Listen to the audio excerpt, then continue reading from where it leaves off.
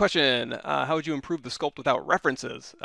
If you're not going to use reference, then you better know your source material like the back of your hand.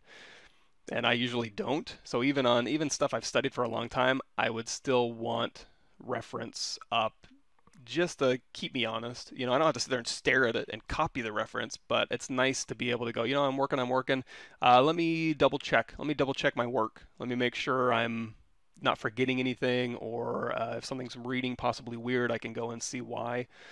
Oh, when I'm using reference, I'm fine, but as soon as I try to do something on my own, it's kind of difficult for me to do something great. That's just practice. And that's like, it's not called pencil mileage, pencil mileage, something else, but it's kind of like the more you do it, the more comfortable you are creating, and then the more you create something. And really, it's like mindful for me, and I'm not a designer, but I do try, and I am trying.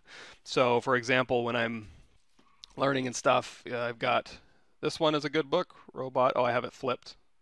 Robot Evolution is a good one. Just you don't have to like be a mechanical engineer, but it is good to kind of go through and just learn the basics. Same thing with this one, this H point. It just talks about like H point's really good too because it goes over not only car design, but just design in general about designing intrinsically, or like Mike Hill design. He talks about this a lot of designing based on the function of the object. It's going to have some rule sets that you need to follow.